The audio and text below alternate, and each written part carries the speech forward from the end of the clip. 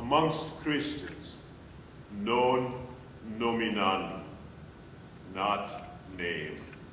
The sin so horrible that it is not named amongst Christians. Oh, let us not regress all the way back to Latin. Rather, let's linger in contemporary Italian. My life is saturated in bel canto Italian. Bellini. Ah, the finest in the world.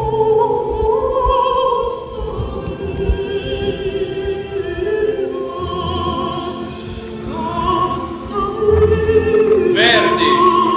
Unsurpassed. Ormai non sentesi felice Donizetti. Oh, the greatest pleasure.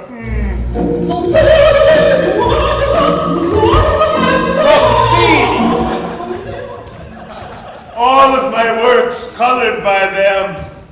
A real musician could put his finger on that anywhere in the text. I hear Alboni every time she sings in New York.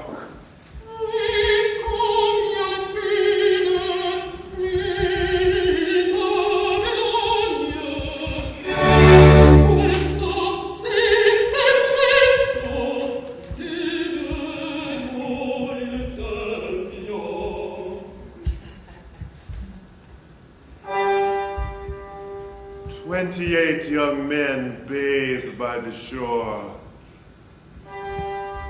28 young men, and all so friendly.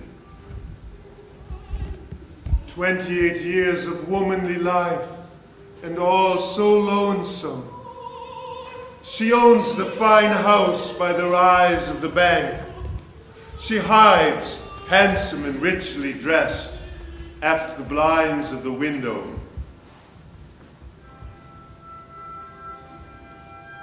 Which of the young men does she like the best?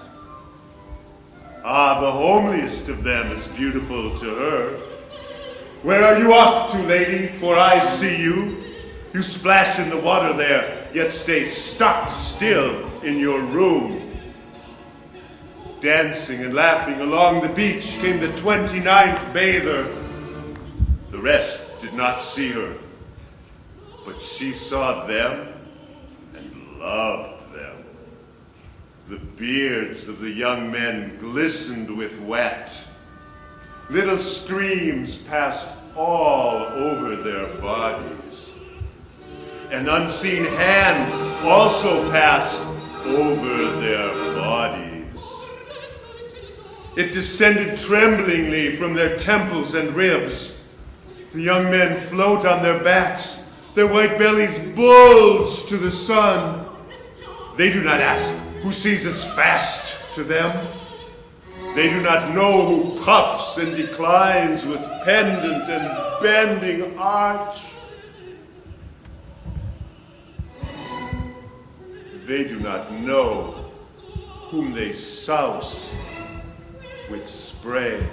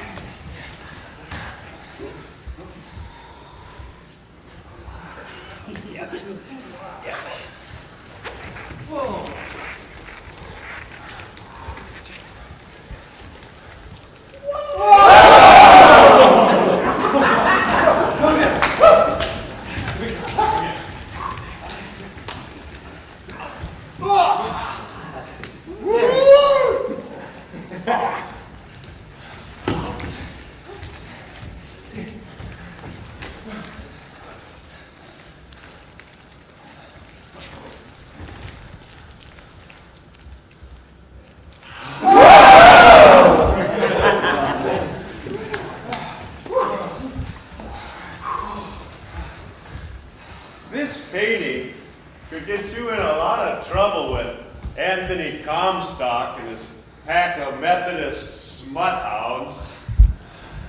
They'd just as soon see you as they pursue virtue. They'd rather see you in prison, lose your livelihood, or commit suicide before they have you offend their Society for the Suppression of Vice sensibilities. Does anybody know the artist responsible for this painting? Thomas Eakins. Yes, that's right. Tom Eakins, a good friend of mine. The only an artist I know who can resist the temptation to see what he thinks ought to be rather than what is. Eakins sees the spirit, but does not make too much of it. He sees the flesh, but does not make a man all flesh, all of him body. Eakins errs just a little in the direction of the flesh. Now, this portrait, that photograph, this painting of me, all by Eakins. Ah, and this series too. Cameras, zoetropes, painting, Tom does it all, you name it. His last favor to me is promised to be one of my pallbearers, carry these old bones to my tomb.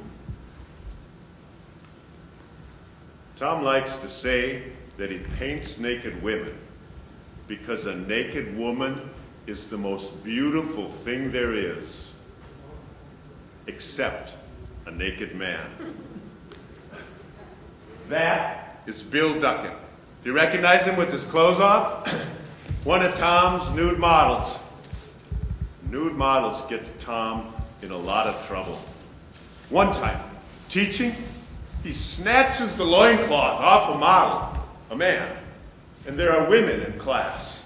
Oh my God, you might have supposed. They fired him. Well, they forced him to resign. But was it jealousy or was it jealousy or was it prudishness? The prudishness is everywhere. I mean, we all get blasted by it. When I say father stuff and mother stuff and bare legs and belly, well, you might imagine I was citing some diabolical obscenity. Will the world ever get over its own indecencies? Take your clothes off. Take his clothes off. Paint naked bodies. Say the unspeakable. Break the rules. Knowing Tom Eakins gives me courage. Oh, and reading Emerson gives me courage. Whosoever would be a man must be a nonconformist. America is a poem in our eyes, and it will not wait long for meters. Well, wait no longer, America. Meter be damned. 4th of July, fresh off the press, I mail a copy of Leaves of Grass to Emerson. And this letter comes back to me in the mail. Dear Sir, Leaves of Grass, the most extraordinary piece of wit and wisdom that America has yet contributed. I give you joy of your free and brave thought. I have great joy in it. I find incomparable things said incomparably well. I greet you at the beginning of a great career. R.W. Emerson. Simmering, simmering, simmering. Emerson brings me to a boil. As soon as I can, I republish Leaves of Grass, and I stamp on the spine in gold, I greet you at the beginning of a great career, R.W. Emerson. I include the whole letter in the back, and my response to him, and new poems and some reviews. There are those who say I should have asked him first. But it did not sever our bond. In Boston, we discussed the next edition of Leaves. I have 2 new sections of poems. Calamus poems about Greek love, and the Children of Adam poems about man-woman love. Emerson thinks I should get rid of the Children of Adam poems. He has objections, neither moral nor literary, but with an eye toward my success. He thinks the book will sell, but for sex. I could eliminate certain objectionable poems. He offers absolutely no spiritual argument against the book. Give it a chance to be seen, is his contention. He doesn't see that if I cut out the sex, I might just as well cut everything out. The full scheme would no longer exist. It would be violated in its most sensitive spot. I need the Children of Adam poems to gird the adhesive Calamus poems. They don't distract from it, they add to it. I aim to embrace all sex, include everything. Sex, sex, sex. Whether you sing a song or build a machine or go to the North Pole or love your mother, or build a house, or black shoes, or anything, anything at all, it's sex, sex, sex, the coming together of men and women, sex, always imminent. Here with us discredited, not suffered, rejected from our art, but still sex, sex, the root of all roots, the life below the life. It's the one thing in my work that has excited the roundest opposition, the sharpest venom, slander from those who regard themselves as custodians of the morals of the world. Waldo understands. He's the one that coined the Puritan trinity: taboo, non-existence, silence. He asked me, do you now and then fear that your freedom, your ease, your nonchalance with men will be misunderstood? Do you misunderstand it? No, I see it for what it is. It's beautiful. Well, that's what he said. And I remember Waldo at Pfaff's.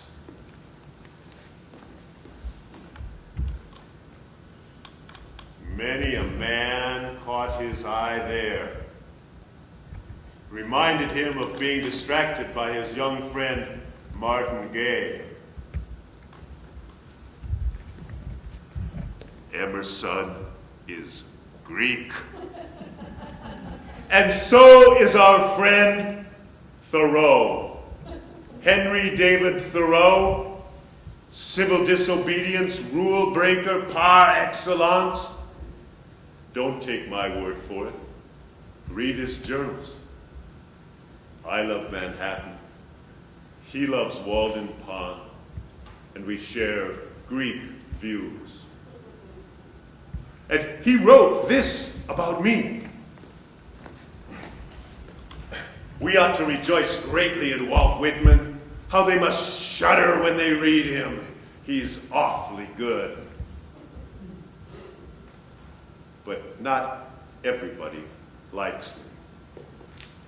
Lascivious. Vulgar. A skunk. Nay, absolutely beastly. The author should be sent to a lunatic asylum. Tedious to all, except his admirers. A mass of stupid filth, possessed of the soul of a sentimental donkey that had died of disappointed love. The new gospel of lewdness and obscenity. A degrading, beastly sensuality that is fast rotting the healthy core of all social virtues. Walt Whitman is as unacquainted with art as a hog is with mathematics. Of all the writers, Mr. Walt Whitman is the most silly, the most blasphemous, and the most disgusting. If we can think of any stronger epithets, we will print them in a second edition. So then, these rank leaves have sprouted afresh in still greater abundance. We hoped that they had dropped. A work that teems with abominations. The last monstrous importation from Brooklyn. A poet whose indecencies stink in the nostrils.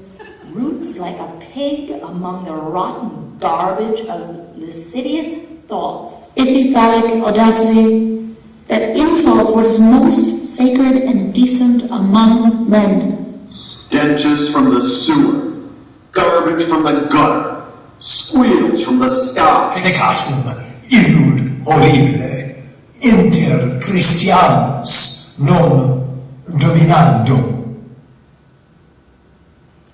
Those are just my literary critics. Sticks and stones.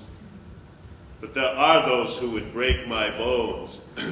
Secretary of the Interior, James Harlan, finds this in my desk at the Bureau of Indian Affairs, deduces that I wrote it, and fires me. Boston District Attorney Oliver Stevens, together with Massachusetts Attorney General Marston and the Society for the Suppression of Vice, inform me that if I publish the leaves in Boston, they will have it declared obscene. We argue back and forth, back and forth, back and forth. Finally, they decide 2 poems absolutely have to go. The first, To a Common Prostitute. The title. The title alone stops them. The second offending poem is called A Woman Waits for Me. Let me read to you what may perhaps be the offending section. It is I, you women. I make my way. I am strong, acrid, large, undissuadable. But I love you. I do not hurt you any more than is necessary for you. I pour the stuff to start sons and daughters fit for these states. I press with slow, rude muscle. I dare not withdraw till I deposit what has so long accumulated within me. Through you I drain the pent-up rivers of myself. In you I wrap 1,000 onward years. We avoid the censors by shipping the plates to the city of brotherly love and publishing there. Emerson warned me, I am now officially banned in Boston. Meanwhile, back in Boston, Harvard Library has a copy of Leaves of Grass, and they've stamped it with 2 blue stars. Taboo. They keep it under lock and key, safely away from the students.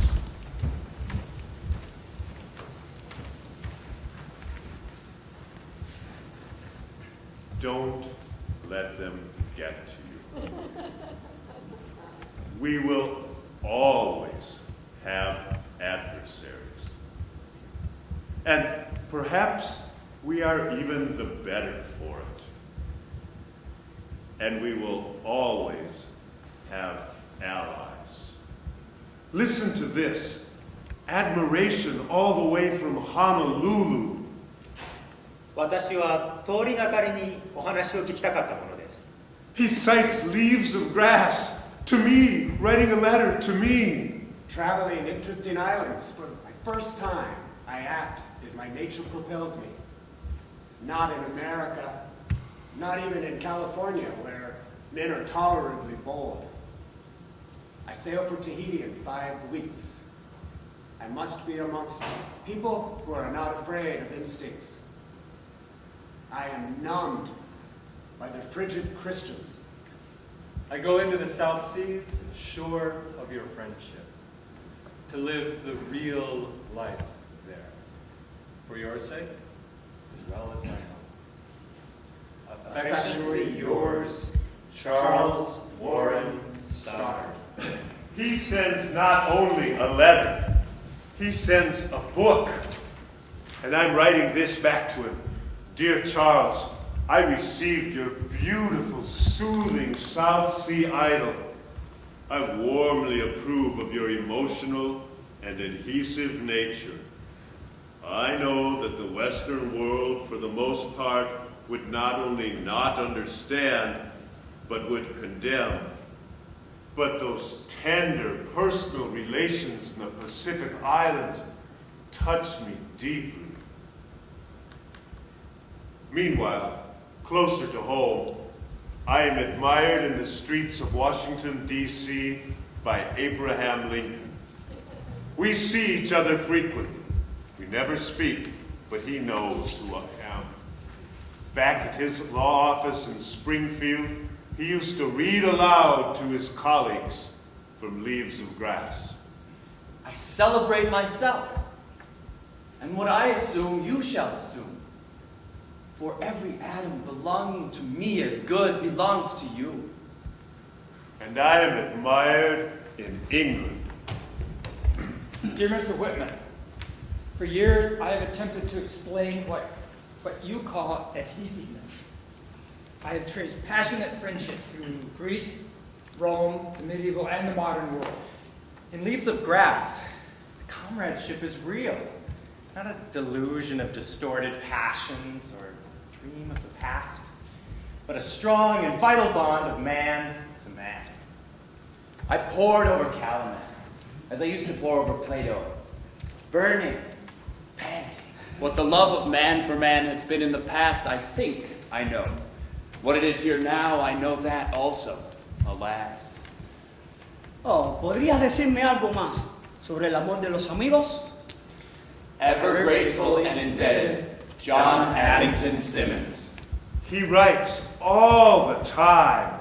Lovely letters. I might have been a mere English gentleman had not I read Leaves of Grass in time. It revolutionized my previous conceptions and made me another man, free man. Made me love my brethren, seek them out with passion. Lovely letters, but always asking, what does Calamus mean? He stands in the middle of the road and says, I will not move until you answer my question. Well, what do you think of that? Do you think that could be answered? I mean, Symonds is right, no doubt, to ask the questions. But I am just as much right if I do not answer them. And just as much right if I do answer them. I often say to myself, perhaps Calamus means more, or less than I thought. Means different. I maybe do not know all my own meanings. I say to myself, you too, go away, come back. Study your own book, alien or stranger. Study your own book, see what it amounts to. Sometime I'm going to have to definitively write him about Calamus. Give him my word for what I meant, what I mean it to mean. And then he writes, in your concept of comradeship, do you contemplate semi-sexual emotions and actions between men? He's not moving. I'll write him this. The questions on Calamus daze me. That Calamus allowed the possibility is terrible. The leaves are not to be mentioned for such gratuitous, undreamt, unreckoned, morbid inferences, disavowed by me and damnable. That ought to stop his damnable questioning. And then I'll add this. One great difference between you and me is restraint. At certain moments, I let the spirit impulse rage its wildest, its utmost, its damnedest. In my Leaves of Grass, I do so. There. When he reads that, he'll understand that I cannot possibly answer his question in a letter. He should have visited like a carpenter. But the words of a famous American author in writing, he'd use that, print them right off. Oh, that's him with one of his children. Married father of 4. Here's a mask he should recognize. Though always unmarried. I have had 6 children. What? That's a lie! 6 children? Will you give me some credit here? If I had not written so openly about sex and the body. Your sexual liberation movement of the 1960s would never have started. Do I have to be the father of gay liberation too? Now, I would like to get back to my story.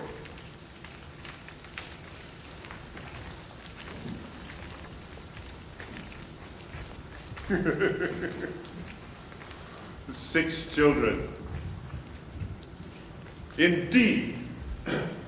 Yes, 6.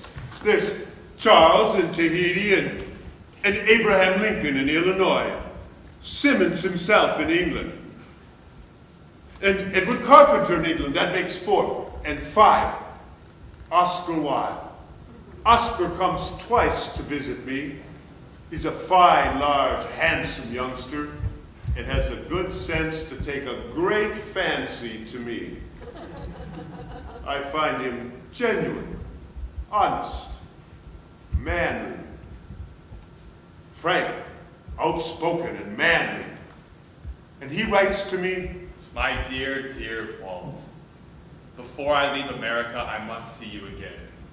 There is no one in this wide, great world of America whom I love and honor so much. Whitman is a factor in the heroic and spiritual evolution of the human being. The kiss of Whitman is still on my lips." Mwah, Oscar. I write to those who will in future ages understand me. I write with reference to being far better understood than I can possibly be now. So, let's see, that's 1 president, 4 writers, and number 6, yes, a painter, reading Leaves of Grass as he painted this.